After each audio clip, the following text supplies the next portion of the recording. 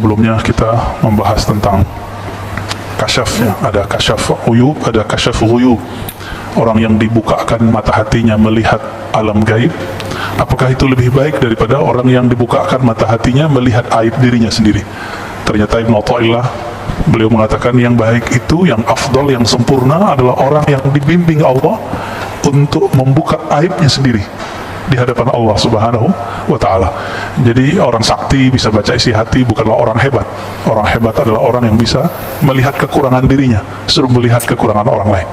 Kalau kita sibuk dengan kekurangan diri, sempat gak baca aib orang lain? Nggak sempat.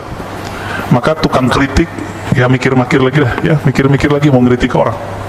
Kritik diri kita dulu. Jangan-jangan kita nggak pantas mengkritik. Kita lebih pantas mengkritik diri kita sendiri. Baik di keluarga, dalam hidup bersosial, ya hidup beragama di masjid, apalagi bernegara. Ya, sekarang di Indonesia, di mana saja, karena hidup berdemokrasi, semua orang bisa berbicara apa saja, ngomong apa saja. Tapi jangan lupa, Allah itu maha mendengar. Meskipun antum nggak ditangkap polisi nggak apa-apa, tapi nanti kan ditangkap malaikat. Ya. Kalam-kalamnya dicatat sama malaikat. Dan negeri kita termasuk negeri paling bebas untuk berbicara. Meskipun beberapa orang memframing negeri kita ini udah komunis, enggak, ya. Itu jualan politik tahun-tahun lalu. Negeri kita diktator, lebih diktator Saudi lah, ya. Lebih diktator Turki, Pak. Yang antum puji-puji setiap hari presidennya, itu ada yang mengkritik langsung dihabisin oleh presiden Turki. Kelompok Gulen, tahu Gulen? Gulen itu mencoba mengekspos korupsi. Menurut mereka ini temuan korupsi. Setelah 3 bulan itu temuan itu hilang dari situs mereka. Habis itu terjadi pergerakan, kita nggak tahu siapa yang berbuat. Terjadilah pemberontakan. 2.000 orang berontak, yang ditangkap lebih dari 20.000. Coba kalau orang-orang begitu ada di Indonesia, dibiarin aja, Pak. Orang-orang kayak Gulen ada di Indonesia, dibiarkan, ya. Apalagi di Saudi. Di Saudi boro-boro, Pak, orang buat pengajian ngaji hikam begini dilarang. Ngaji hikam kita dilarang, Pak, sekarang. Gak usah ngaji hikam, buat pengajian selain di tempat yang resmi itu dilarang. Maka bersyukur hidup di negeri kita ini. Jangan ngeluh tuh tiap hari dapat berita-berita jelek mulu. Coba baca berita baiknya. Belum lagi kita kan merasakan setiap hari kita bergerak bebas. Yang penting jangan menghujat simbol-simbol kenegaraan aja, ya. Di Saudi, imam Masjidil Haram ada yang memfatwakan boleh mendengarkan musik, langsung ditangkap, langsung dipecat, Pak. Langsung dipecat dari imam Masjidil Haram. Di sini paling cuma dibuli-buli aja, ya. Jadi meskipun negeri kita nggak bagus-bagus amat, tapi ini sudah sangat bagus, ya, untuk kebebasan. Mana ada di dunia, Pak, orang bertarung presiden, calon presiden, sekarang jadi menterinya. Ada nggak di dunia? Baru di Indonesia ada. Di Amerika aja nggak ada, ya. Di Inggris aja nggak pernah terjadi, nggak pernah terjadi. Nah, ini anugerah buat negeri kita, orang-orang kita orangnya legowo, ya.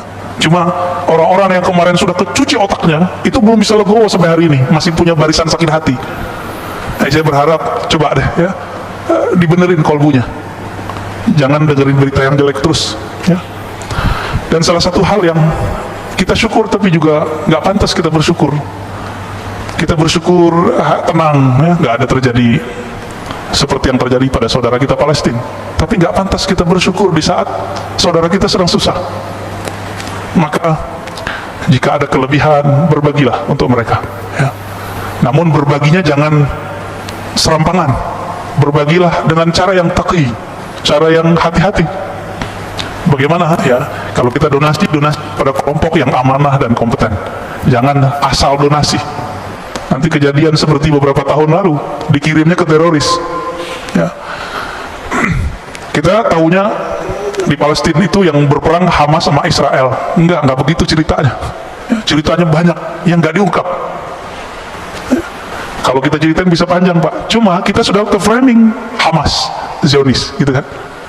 Tapi kalau Bapak bisa melihat berita-berita berbahasa Arab, berbahasa Inggris, bahasa Prancis, itu nanti kelihatan bahwa ada kelompok Yahudi, disebut bahasa Arabnya Al-Yahud Al-Usuli. Kalau bahasa kita mungkin Yahudi Ortodok, Yahudi Kolot, atau Yahudi yang syar'i versi mereka. Itu demo hampir setiap hari Pak kemarin. Mendemo Zionis. Jadi Yahudi ini beda dengan Israel, Zionis. Jadi Zionism bahasa Arabnya Sahyuniyah. Itu Zionis. Itu beda apa dengan Yahudi secara umum. Itu sebabnya Rasulullah tidak mempermasalahkan dirinya menikah dengan seorang perempuan anak pemimpin Yahudi. Karena Yahudi itu sendiri tidak ada masalah. Yang masalah itu kalau sudah ada alif lamnya ini, Zionis, Yahudi yang berideologi Zionis. Mereka lah penjajah di dunia. Tapi karena mereka sekarang punya media, punya kekuatan ekonomi, punya senjata-senjata yang canggih, ya mereka yang nguasain Pak. Tapi Yahudi yang ortodok ini mirip kayak teman-teman kita Salafi Pak, jenggotnya persis sama. Itu mereka kalau bermuamalah dengan perempuan sama seperti Salafi. Jadi kalau ada perempuan datang ke komplek mereka, itu nggak boleh pakaian sembarangan. Dan kalau nanya itu orang-orang Yahudi ortodok ini nggak berani lihat perempuan. Dan perempuan tidak boleh beribadah seperti laki-laki di tempat-tempat ibadah. Persis seperti Salafi. Salafi kan ngelarang perempuan juga ke masjid, ya nggak? Benar nggak? Ya, sebaik-baik tempat sholat perempuan tuh di kamarnya, begitu dalam tradisi Salafi, ajaran Salafi. Sama, jenggotnya sama. Jadi kalau mau memahami surat Toha, kisah Sayyidina Musa ngambil jenggotnya Sayyidina Harun, nah itu lihat Pak, Yahudi ortodok tuh jenggotnya sepanjang itu, diambil langsung sama Sayyidina Musa alaihi wassalatu wassalam.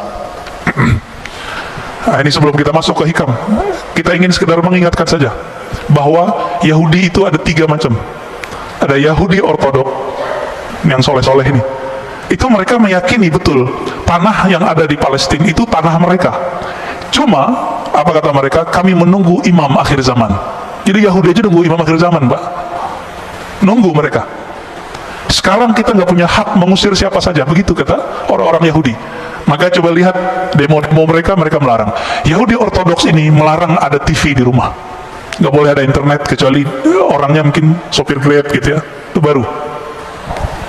Di sini Salafi nonton TV ya, berarti beda juga Salafi sama Yahudi itu. Nggak boleh nonton, nggak boleh main handphone. Jadi mereka kalau mau baca berita itu atau di pojok-pojok pertigaan jalan, kayak mading di pesantren kan ada mading tuh. Sekolah-sekolah dulu kan ada berita, jadi orang baca berita aja di situ. Mereka sengaja berhenti di sana baca berita. Ya boleh disebut juga Yahudi kolot, ya. Tapi marah juga mereka disebut Yahudi kolot kalian. Bahasa Arabnya al-Yahud al-Usuli. Yang kedua, Yahudi Sya'bi, Yahudi kebangsaan, nasionalis, watani. Ini mereka yang mencoba untuk mencari titik temu dengan orang-orang Palestina, mau berdamai. Tapi mereka nggak didengerin juga. Yang sering demo tapi nggak pakai jenggot panjang, nggak pakai kopiah yang topi yang khusus itu. Mereka biasa, orang-orang nasionalis. Tapi nggak didengar juga oleh kelompok yang ketiga. Yang ketiga itu kelompok Zionis Sahyuniyah. Ya, saya mengkonfirmasi ini lewat berita, lewat orang-orang yang pernah ke sana, dan kita juga pernah ke sana, dan juga guru kita dulu Syekhuna Ali Mustafa Yaqub dulu pernah membahas ini juga. Tadinya saya tawakuf, tidak mau komentar, tapi karena kita pernah ke sana dan pernah ketemu orang-orang yang meneliti 3 bulan di sana dan orang-orang yang berjuang di sana. Saya pernah ketemu juga orang Palestina menikah dengan orang kita. Jadi dia cerita saya baru pindah gitu dan segala macam. Maka kita sih mendapat cerita yang berbeda dari yang apa yang diberitakan sekarang. Ya. Kejadian di Palestina kemarin, teman-teman yang berkata Allah, jangan terlalu semangat nggak jelas. Ya. Ini persoalannya adalah Masjidil Aqsa, nggak jauh dari situ ada satu distrik kecil namanya Sheikh Jarrah. Sheikh Jarrah nama orang tapi jadi nama kampung, jalan. Ya. Di situ ada bangunan, orang-orang kawan-kawan kita, saudara-saudara kita Palestina, mereka dulu pernah keluar lalu pulang ditampung di situ. Tanah itu kemudian diklaim oleh orang-orang Zionis sudah dibeli. Nah ini masalahnya. Akhirnya mereka usir. Di saat pengusiran itu bulan Ramadan, orang-orang yang diusir ini kemudian ngumpul di Masjidil Aqsa, dicurigailah oleh Zionis, maka ditembakin. Nah ini yang kurang ajarnya Zionis itu. Ya. Mereka mulai berani menembakin umat Islam di Masjidil Aqsa, seperti dulu terjadi di zaman-zaman sebelumnya. Ya. Zaman-zaman sebelumnya ada pembantaian luar biasa. Jadi Masjidil Aqsa ini suksesnya cuma di zaman Salahuddin al-Ayyubi dan nanti zaman Imam al-Mahdi. Jadi mau sampai kapan saja, kalau Imam al-Mahdinya belum keluar, ini versi kita loh, bukan versi Yahudi, itu nggak akan bisa direbut Pak. Tapi insya Allah waktunya sudah dekat. Dekatnya kapan? Wallahu a'lam. Ya, kita nggak mau menakar-nakar tahun yang tidak jelas tahunnya. Kita serahkan kepada Allah Subhanahu wa Ta'ala. Maka jangan asal donasi yang pasti. Bapak yang pernah masuk ke Israel diperiksa berapa kali? Masih ingat? 7 kali ya? Saya ingat saya 7 kali. Itu mau bawa barang gimana? Nggak mungkin. Maka harus pemerintah kerjasama dengan pemerintah. Jangan cuma asal donasi. Nanti ada kelompok-kelompok yang ingin memanfaatkan situasi begini, dia ngumpulin duit. Ini baik, Pak, hati-hati ya. Orang udah ketemu duit, malaikatnya jadi setan ya. Orang suci jadi hilang sucinya. Udah ketemu fulus ya. Baik Bapak Saudara maka Allah, saya lupa di bulan lalu terakhirnya apa ya, tapi kita baca aja bagian yang ini setelah bagian yang kasyaf ya.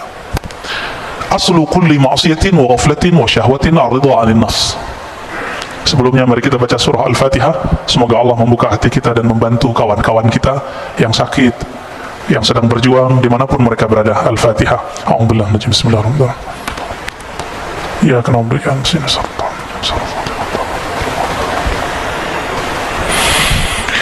قال ابن عطاء الله السكندري قدس الله سره أصل كل معصية وغفلة وشهوة الرضا عن النص. Sumber dari semua maksiat, sumber dari semua penyakit hati bernama lalai, sumber dari syahwat itu adalah ar-ridha 'anil nafs. Meridhai, membiarkan kehendak diri, membiarkan diri kita terpapar oleh syahwat, membiarkan diri kita menikmati tidur lalu tidak tahajud, membiarkan diri kita berdebat, membiarkan diri kita untuk memandang sesuatu yang tidak halal. Maka man radhiya an nafsihi, siapa yang ridha kepada dirinya, di saat itulah dia membuka semua inti-inti dari maksiat. Itu sebabnya Imam Sarir Sakti mengatakan 1000 setan itu nggak ada apa-apanya dengan satu nafs, jiwa.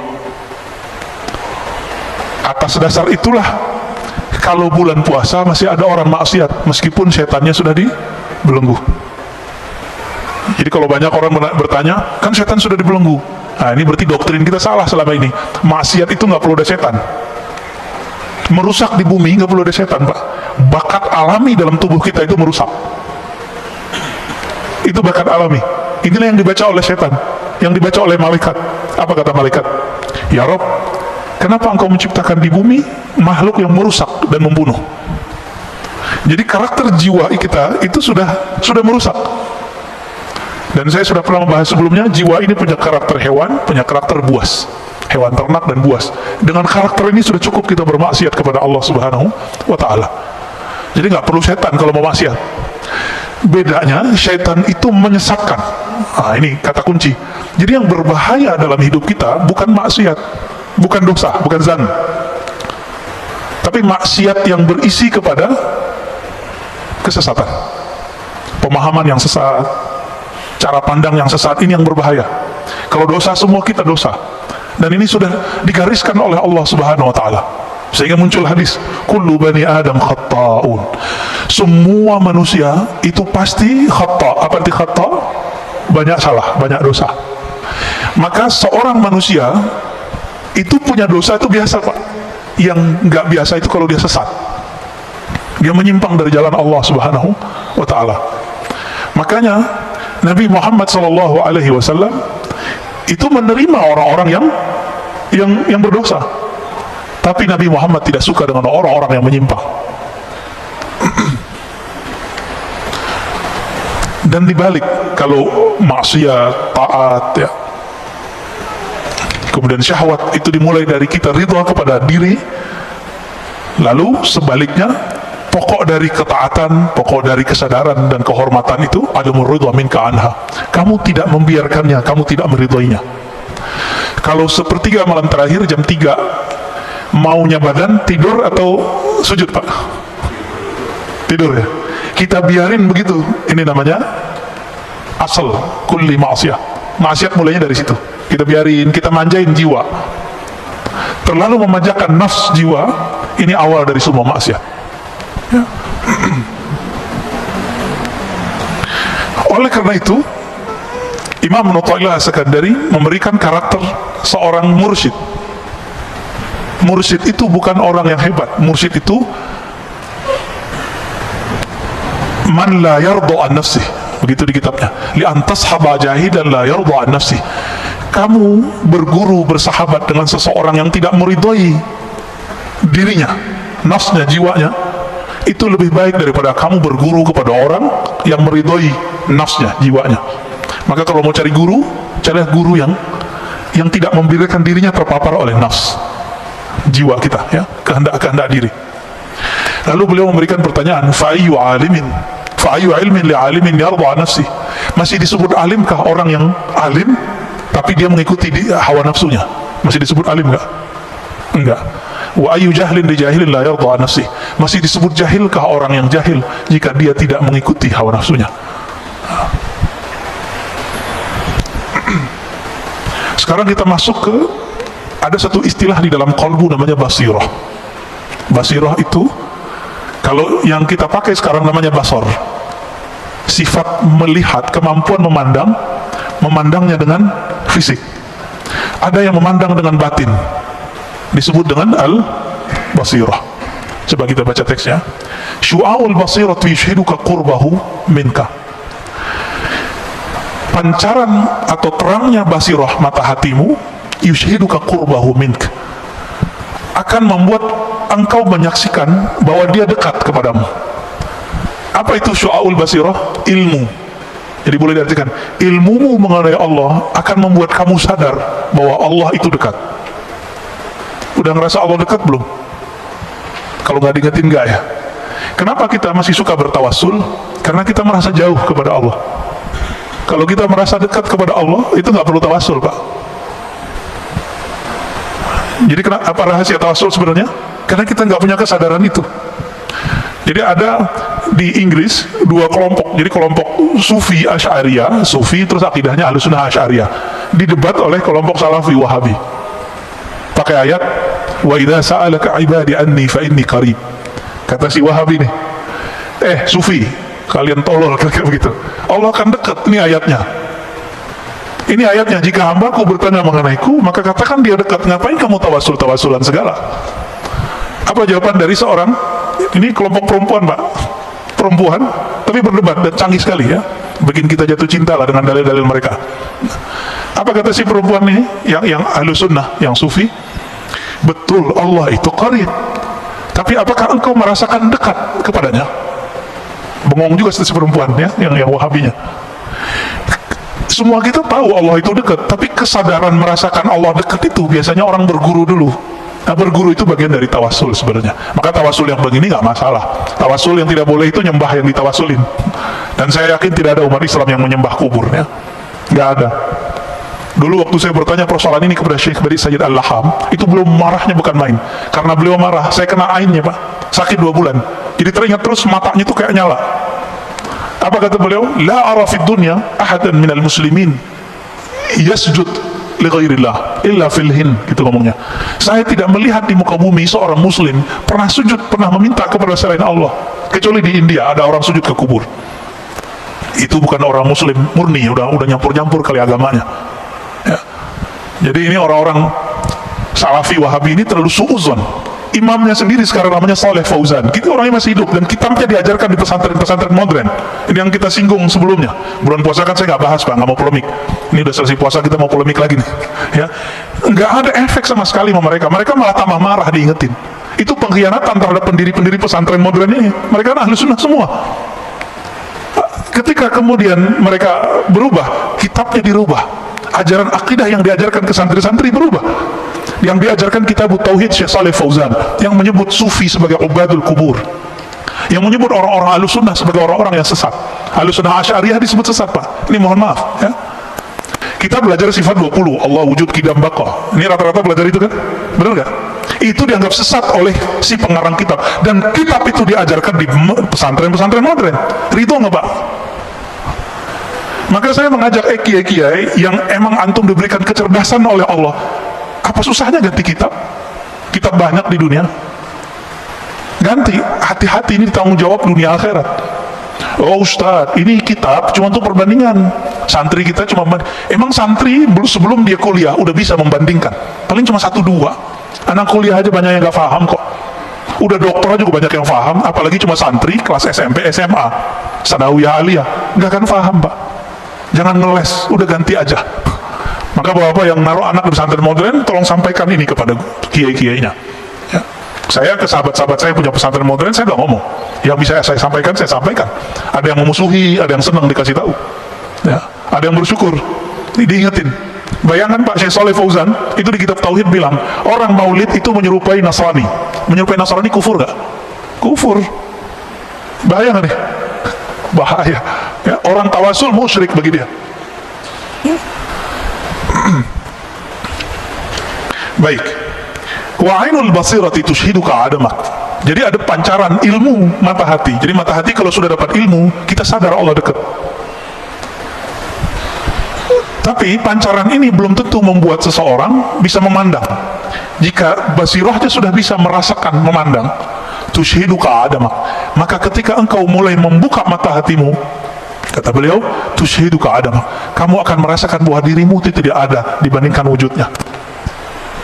Jadi kita ini kalau nggak diwujudkan Allah, ada nggak? Nggak ada. Itu sebabnya seseorang yang faham bab ini, dia kalau berzikir la ilaha illallah, makna yang muncul adalah la fa'ila illallah. Apa artinya? Tiada yang berbuat kecuali Allah. Yang berbuat ke dalam diri kita, yang berbuat kepada anak, istri, keluarga, teman, negara kita, bahkan yang terjadi sekarang di Palestina, yang terjadi sekarang di Saudi, di negeri kita, itu nggak akan terjadi kecuali Allah yang pada hakikatnya menggerakkannya. Pandemi sekarang, izin Allah atau bukan? Izin Allah. Ridho nggak? Ridho ya. Pak Mirwan kemarin sakit ya. Kenapa? Kena COVID. Waduh, kena COVID juga. Kalau masa belah dibilang munafik Pak. Ya, orang COVID disebut munafik. Saya di WA oleh seseorang, dia bilang, si Anu meninggal kena COVID, dia munafik. Allahu Akbar. Saya doain dia kena COVID. Biar tahu rasa. Ini COVID kalau tidak datang ke orang, dia nggak nanya dulu, ente munafik nggak? Nanya nggak dia? Dia nggak nanya Pak. Kena aja. Dari dulu di masa sahabat Rasulullah sudah banyak sahabat-sahabat yang kena virus. Disebut ta'un. Bukan berarti mereka ini munafik, tapi setiap sahabat merasa dirinya munafik. Tuh, sahabat Nabi merasa munafik, masa antum merasa suci? Maka kalau dituduh orang munafik, katakan betul saya munafik. Ini yang sering saya sebut ya, dalam Sahih Imam Muslim disebutkan bahwa Al-Hasan Al-Basri berkata, para sahabat dulu tidak ada satupun yang menganggap dirinya ala imani Jibril. Imannya itu setinggi imannya Jibril, nggak ada. Maka dia khawatir dirinya terjebak kemunafikan setiap saat. Ini bagian dari meridhoi diri sendiri. Ada penyakit yang berbahaya, ujub fil ujub. Ujub dalam keujuban, ujub dalam keikhlasan. Apalagi itu ujub. Ujub artinya kagum kepada diri sendiri. Bapak mohon maaf ya, yang setiap malamnya bisa tahajud, bisa qiyamul lail kemarin, itu sedikit di kolbunya ada merasa kagum. Wah keren juga nih, gitu ya. Bisa tahajud setiap malam. Itu ujub Pak namanya. Ujub dalam ketaatan, ujub dalam keikhlasan. Itu bisa merasa ikhlas, merasa ada berjuang. Dan ini bisa menghinggapi orang-orang yang berilmu dan beramal. Baik beramal pribadi atau amal sosial. Termasuk ngurus masjid, ini bisa ujub, hati-hati pengurus. Kalau terbesit di hati, kalau bukan karena saya nggak jadi, itu ujub tuh dah. Dan ini wajib diistighfarkan dan ditobatkan. Tobatnya tobat batin, batinnya yang ditobatkan. Astagfirullah, ya Allah, aku minta ampun dari dosa ujub. Ini lebih susah bersihinnya daripada dosa maksiat. Dosa mata jelalatan itu gampang Pak, pakai subhanallah 100 kali hapus. Tapi kalau yang ini bertambah amal, dia bertambah ujub. Maka sebelum beramal, bersihkan dulu itu dengan istighfar dan tobat. Oleh karena itu, guru-guru kita mengajarkan salat tobat setiap hari. Dibidahin lagi sama teman kita. Salat tobat itu dikiaskan kepada orang yang masuk Islam salat. Itu salat tobat sebenarnya. Ya. Jadi kalau sudah terbuka mata hati, lalu bisa memandang, yang dipandang di alam semesta bukan fisiknya, yang terlihat adalah campur tangan Allah Subhanahu wa Ta'ala. Negeri kita ini kalau bukan didoakan oleh para aulia, para wali-wali Allah, ini sudah caos dari kemarin Pak. Coba bayangkan ya, per pertarungan 01-02 kemarin itu dahsyat sekali, udah hampir bentrok ini umat, sama-sama umat, satu bawa nama umat, satu bawa nama umat, sama-sama umat, udah hampir habis kita ini. Tapi karena doa-doa mereka, ini negeri masih bertahan, alhamdulillah. Bahkan orang-orang yang bertarungnya sekarang bergabung. Ini kalau nggak doa mereka, nggak akan aman Pak, nggak akan aman. Malaysia sempat kisruh juga masalah Perdana Menteri, ya, kita doakan jangan sampai negara-negara jiran kita kena juga, ya. Ke atas sedikit, Patani udah lama kena musibah ini. Atas lagi Myanmar, sudah caos Pak, ya, ketutup sama berita-berita yang lain. Mereka hancur sehancur-hancurnya sekarang. Alhamdulillah negeri kita masih bertuhan lah mereka, ya. Saudi nunggu waktunya aja, perang saudara nanti mereka itu, karena saudara udah ngantem saudaranya. Yang tersisa cuma itu. Yaman sudah hancur Pak, bener nggak? Udah hancur. Ada Houthi di situ, perang sama Saudi tiap hari. Paling Abu Dhabi kerja sama Israel, kan repot juga Pak, ya. Membingungkan. Qatar yang bantuin teroris waktu di Suriah kan banyak kelompok-kelompok di Qatar, mungkin bukan governmentnya yang bekerja, tapi kelompok-kelompok yang ada di situ. Bahkan teman memfatwakan bunuh temannya, Syekh Yusuf Al-Qaradawi memfatwakan bunuh ulama-ulama yang pro kepada pemerintahan yang di Suriah. Sampai begitu. Sampai guru saya Syekh Taufik Al-Buti habis kehilangan ayahnya, datang ke UI Pak waktu itu, UI Salemba, yang pasca sarjana kajian Timur Tengah. Kok ada mahasiswa nanya ke Tega, Syekh, ente pro Asad atau anti Asad? Kok Tega nanya begitu? Orang lagi berkabung. Beliau itu orangnya lembut, itu kalau bahas apa bisa nangis, bahas bab sholat istisqa nangis. Kita udah bahas tasawuf aja nggak nangis-nangis, bahas zikir aja nggak nangis-nangis. Beliau bahas fikih nangis Pak. Saya nggak pernah ngeliat beliau marah, itu sekali saya ngeliat beliau marah. Syekh Taufik bin Muhammad Sa'ir Ramadan Al-Buti. Ada yang nanya begitu, apa jawaban beliau? La uayyidu bashar wa la uayyidu fulana, innama uayyidu ra'iyati ummati al-islamiyah. Saya nggak pro siapa-siapa, saya cuma pro kedamaian umatku, rakyatku. Gitu aja Pak jawabannya. Dan suaranya meninggi. Tega gitu ada orang nanya begitu sama dia, ya. Udah hancur Pak sekarang. Apa gorengannya? Ini hati-hati, Indonesia hampir berhasil nih. Anti Syiah, Syiah kafir. Ini ada Pak ya, mohon maaf. Jadi setiap gerakan yang mengatakan Syiah kafir itu berasal dari kelompok Wahabi. Dan Wahabi ini, kata Muhammad bin Salman, ini produknya Amerika. Mereka sendiri yang ngomong. Karena untuk menghancurkan orang-orang yang berbeda dengan Wahabi itu, cukup bilang aja mereka sesat, kafir. Dan ini sudah terjadi Pak. Bashar Assad itu dikafirkan. Padahal Bashar Assad itu istrinya Sunni, menteri-menterinya Sunni, tapi dia lahir di komunitas salah satu Syiah namanya Alawiyah, bukan Alawiyah yang habaib, ya. Ini beda. Meyakini salah satu ajaran namanya reinkarnasi, tapi beliaunya sudah enggak. Nah, ini gorengannya gitu di sana. Berhasil di Suriah, berhasil di Irak, berhasil. Mau dicobain di Indonesia. Saya termasuk pengkritik Syiah, tapi saya tidak mengkafirkan semua Syiah. Kita bisa adu kita Pak, ya. Yang kafir itu namanya Syiah Gulat. Apa arti Syiah Gulat? Syiah ekstrim. Syiah ekstrim ini kelompok Qailaniyah, ya, Sabaiyah. Ini saya konfirmasi kepada orang-orang yang juga Syiah, mereka juga mengkafirkan kelompok itu. Kenapa? Mereka menyembah selain Allah. Syiah yang ada sekarang di Bahrain, yang ada sekarang di Iran, itu Syiah yang mana? Itu Imamiyah. Imamiyah ini juga pecah seperti Ahlus Sunnah. Ada yang ekstrim kayak Wahabi, ada Pak. Ada yang moderat, ada yang liberal, ada yang sufi, tapi mereka nggak menyebut sufi, nyebutnya irfani. Ada yang dekat ke Ahlus Sunnah, ada namanya Zaidiyah, ini dekat ke Ahlus Sunnah. Itu ada di Yaman, yang tokohnya sering dikutip-kutip oleh kelompok Salafi, namanya Imam Son'ani, yang nulis kitab Subulus Salam. Kita sampaikan gitu, mereka nggak percaya juga, ya. Padahal Son'ani tertulis dalam kitab-kitab Syiah Zaidiyah. Saya punya daftar ulama-ulama Zaidiyah itu. Ada lagi namanya Imam Syaukani, tapi belakangan sudah menjadi Ahlus Sunnah. Ini Syiah yang dekat ke Ahlus Sunnah. Dan sekarang muncul Syiah dari Imamiyah yang sudah mulai mencari titik temu dengan Ahlus Sunnah. Salah satunya kelompok Hizbullah yang ada di Lebanon. Pernah dengar Pak? Itu sudah mulai mendekat kepada Ahlus Sunnah. Artinya mereka menolak ajaran mencaci maki sahabat dan istri-istri Nabi. Lalu ada di Kuwait, siapa namanya? Yasir Audah, ya. Tapi Yasir Audah yang Syiah ini menolak. Sorbannya gede, warnanya putih. Lalu ada yang dari kalangan Al-Marja' Ad-Dini namanya. Marja' Ad-Dini itu di sana mujtahid. Jadi mereka itu sampai sekarang menjaga strata ulama. Di Indonesia kan nggak ada ya. Tapi sebenarnya secara praktek ada. Yang boleh mengeluarkan fatwa itu disebut Al-Marja' Ad-Dini. Dokter aja nggak boleh kalau dia nggak ngikutin jalur ini. 1, 2, 3 sampai terakhir namanya Al-Marja' Ad-Dini. Namanya Sayyid Kamal Al-Haidari. Dia menolak menghujat istri Nabi, tapi mengkritisi beberapa sahabat Nabi, cuma tidak mengkafirkan dan mencaci maki. Apa kata dia? Jika Syiah itu melaknat dan mencaci maki, mengutuk, maka itu bukan Syiah yang saya anut.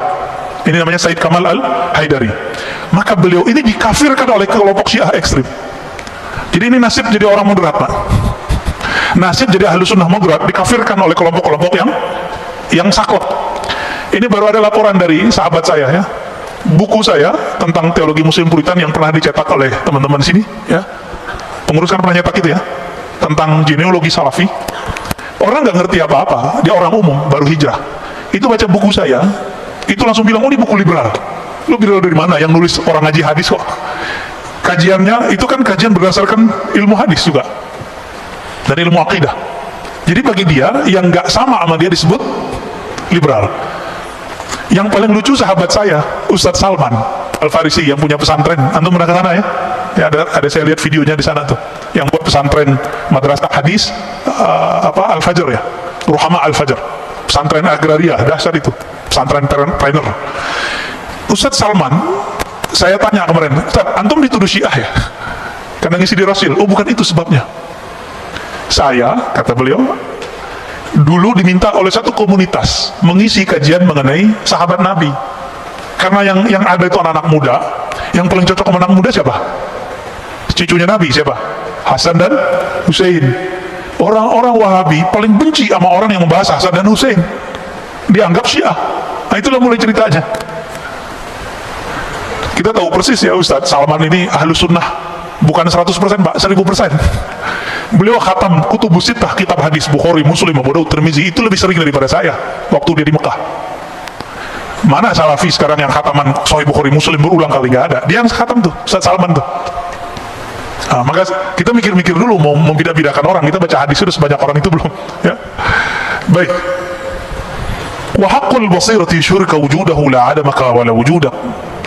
Kalau kita punya ilmu tentang Allah, kita merasa Allah dekat. Kalau mata batin dibuka oleh Allah, kita merasa bahwa Allah yang berbuat di alam semesta. Jika hakul basirah, disebut hakul yakin.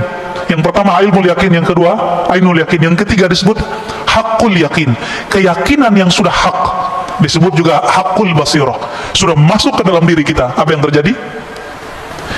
Yushhiduka wujudahu, Allah akan tampakkan bahwa dia benar-benar ada, sehingga kamu tidak merasa ada dan juga tidak merasa tiada.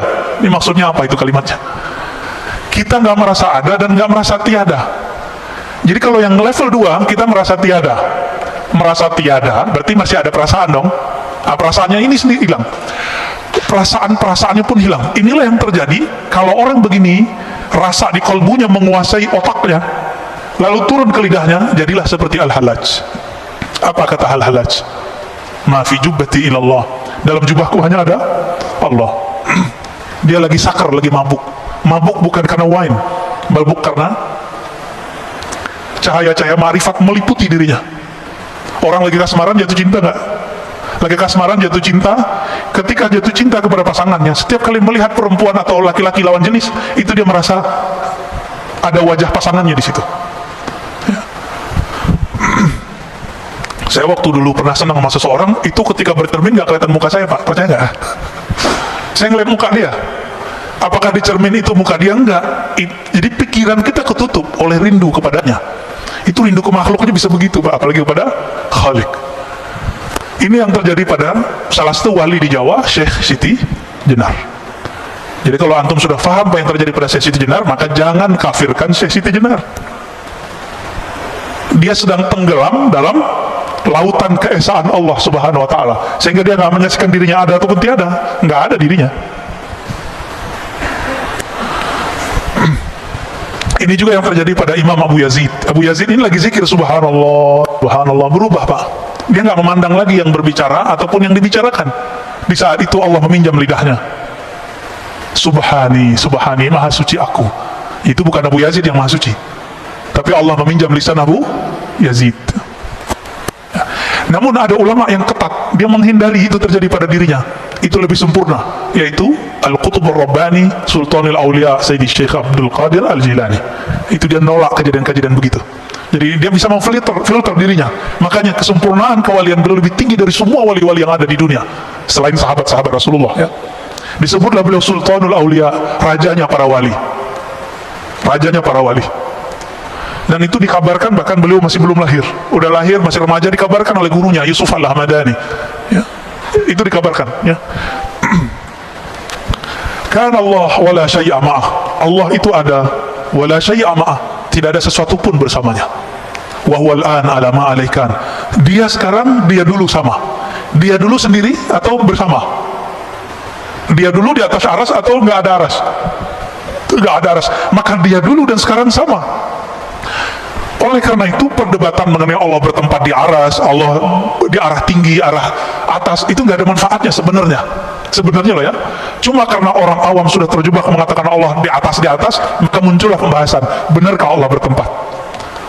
Kalau paham nih, ini hadis ini kan hadis Sahih Bukhari, kan Allah wala syai'a ma'ah. Ini pertanyaan disampaikan oleh Abu Musa Al-Asy'ari dan teman-temannya orang-orang Yaman.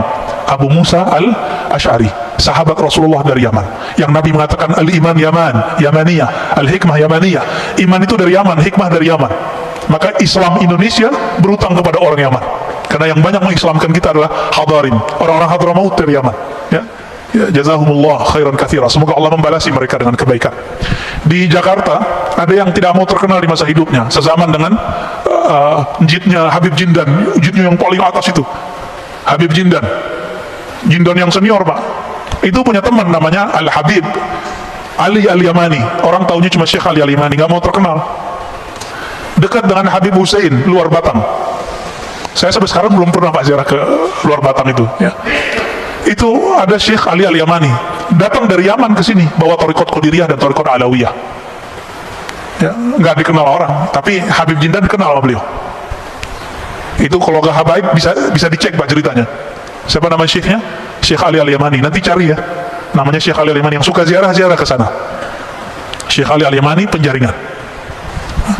Ini kelompok habaib juga, ya, keturunan dari Yaman juga. Dulu orang Yaman, Abu Musa Al-Asy'ari dan keluarga klannya datang kepada Nabi ngaji. Apa pertanyaannya? Kaifa kana Rabbuna? Wahai Rasulullah, Allah dulu gimana sih? Gitu. Sebelum alam ini tercipta, Allah dulu gimana? Apa jawaban Nabi? Kana Allah, dipakai hadis ini. Kana Allah wala syai'a ma'ah. Allah ada dulu di masa yang qadim. Allah ada dan tidak ada arash, tidak ada langit, tidak ada bumi, tidak ada malaikat, tidak ada Ahmad, tidak ada Muhammad, hanya Allahu Ahad. Itu dia. Itulah makna Qul huwallahu ahad. Rahasia Qul huwallah di situ Al-Ikhlas. Allah senang disebut sendiri. Allah senang disebut Esa. Kita kalau punya jasa kan nggak pengen disebut jasa orang lain bersama jasa kita. Yang boleh begitu cuma Allah, yang boleh narsis itu cuma Allah. Jadi yang maha narsis itu cuma Allah, yang maha ego cuma Allah. Kita nggak boleh ego, kita nggak boleh narsis.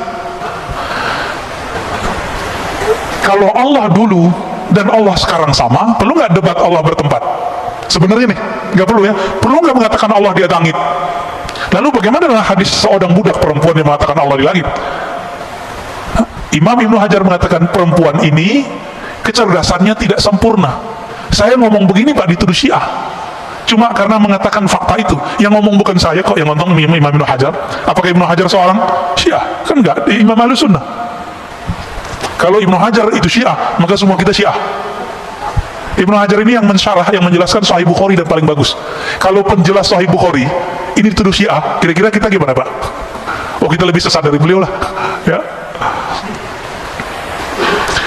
Dan orang-orang yang berzikir dengan zikir-zikir setan, wujudku wujud Allah, zatku zat Allah, sifatku sifat Allah, ini orang kurang ajar kepada Allah, ya. Yang benar wujudku tidak ada, yang ada cuma wujud Allah pada hakikatnya. Ini orang berzikir, zikirnya apa? Wujudku wujud Allah. Kasus ini dulu terjadi di Aceh, kampung Pak Mirwan ini. Terjadi kasus kelompok namanya kelompok Wujudiyah. Dulu imamnya namanya Hamzah Al-Fansuri. Itu dari keturunan juga sebenarnya, thariqatnya Qadiriyah. Beliau ini punya murid pengikut namanya Syamsuddin As-Samatrani. Mereka itu emang pengamal zikir dan sampai mengalami ekstase dan mengatakan wujud kami tidak ada yang hanya ada wujud Allah. Lalu di masa Syekh Nuruddin Ar-Raniri, itu campuran, dia ibunya Melayu, ayahnya India, Randir atau Ranir, keturunan Arab juga. Beliau ini dari Gujarat datang ke Aceh dan nulis dalam berbahasa Arab Melayu, bahasa Jawi, bahasa Aceh. Nulis tentang sultan, tentang akidah. Saya membaca salah satu kitabnya, Kashful Ma'lum. Masya Allah, luar biasa. Beliau mengkritisi apa yang terjadi pada zaman Hamzah Fansuri. Karena menurut beliau, orang ngomong wujud ke wujud Allah, ini dia belum nyampe kepada masa ekstase seperti Al-Hallaj dan yang lain-lain, Abu Yazid. Maka mengatakan itu haram. Jadi Bapak Saudara Allah, kapan seseorang boleh mengatakan wujudku tidak ada yang ada wujud Allah? Dia kalau sudah sampai di hakul yakin. Tapi kalau kita ini, kita kan baru sampai di hakul ilmu yakin, teori bertuhan. Ilmunya dalil, mana dalilnya? Orang seperti ini haram mengatakan tiada ada wujud kecuali wujud Allah. Sisa ajaran ini dipakai oleh Kartosuwiryo. Dia ajarkan ke santri-santrinya waktu berjuang. Santri-santrinya yang sekarang zikirnya begitu, padahal makomnya belum nyampe. Sekarang kan masih ada tuh NII, DII. Mereka punya khalifah sendiri Pak, punya amir sendiri, punya menteri sendiri. Sekarang cuma sebatas tradisi, struktur masyarakat. Saya dengar salah satu murid yang ngomong, La ilaha illallah la wujuda illallah, la mawjuda illallah, tiada yang wujud kecuali Allah. Ini kan gawat. Itu nggak boleh dilafazkan kecuali sudah nyampe. Ya, jadi kalau sudah merasakan bahwa kita ini ada karena diadakan Allah, berarti baru ilmu yang pertama. Belum boleh ngomong wujud saya wujud Allah. Kalau yang kedua, yang berbuat hanya Allah. Yang ketiga, tiada wujud dan tiada juga ketiadaan itu kecuali hanya Allah Subhanahu wa ta'ala. Semoga pusing. Udah syuruk Pak, kali mau ada yang ditanya, mau diskusikan, silakan. Ini ada permintaan doa dari sahabat kita, Pak Asmar ya, dekat sini ya, Pak Asmar Haris. Anaknya di Aceh sekarang, sedang opname, sedang sakit.